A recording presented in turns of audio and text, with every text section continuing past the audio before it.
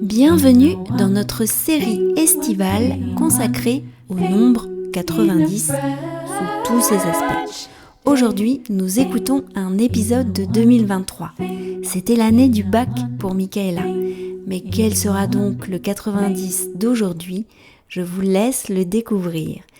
Bienvenue sur One Thing in a French Day et Cultivate Your French.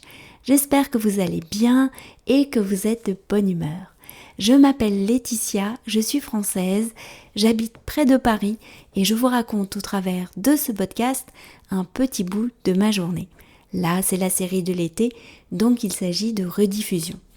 Comme je le disais, c'est l'été, alors les lettres du podcast vous proposent des activités légères mais très efficaces pour améliorer votre français sans stylo ni cahier autour de la compréhension et de l'expression orale. Tout cela, bien sûr, en cultivant votre culture française, notamment grâce à cet épisode.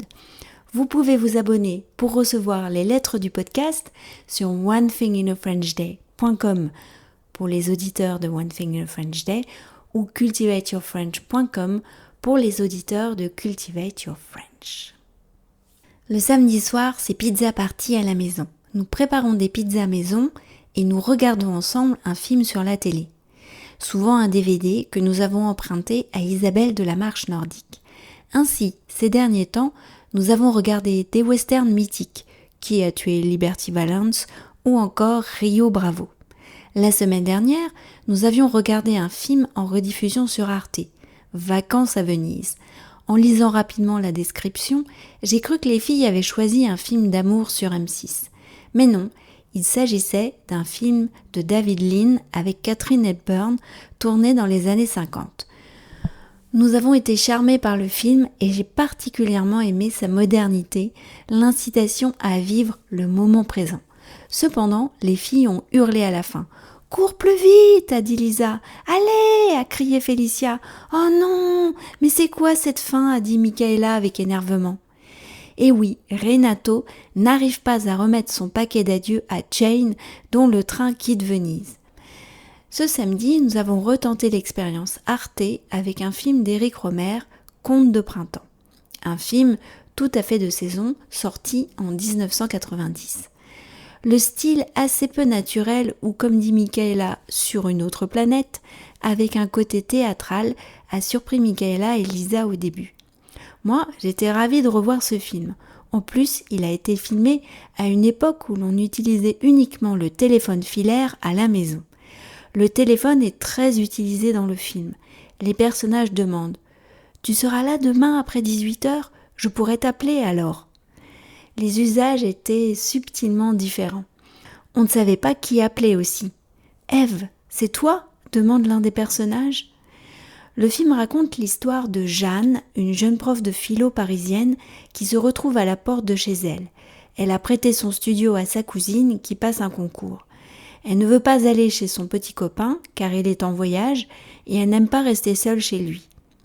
À une soirée à Montmorency, donc assez loin de Paris, elle rencontre une jeune femme qui voulait quitter la soirée et rentrer à Paris, Natacha.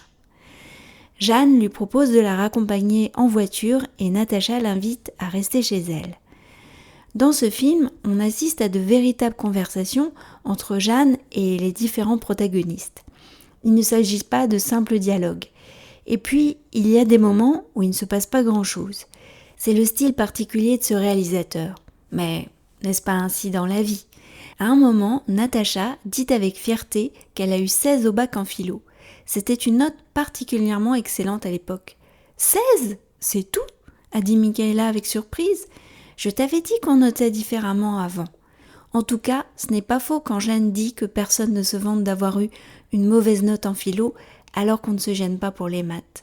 « Moi, je trouve Natacha insupportable, » a dit Lisa. « Elle parle trop. » Tu as remarqué qu'elle a donné le jour de son anniversaire, le 22 mars.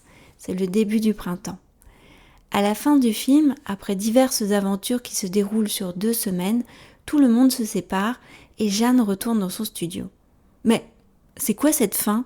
a dit Michaela en riant. « Enfin, c'est moins pire que la semaine dernière. » Et vous, avez-vous déjà vu un film d'Éric Rohmer ?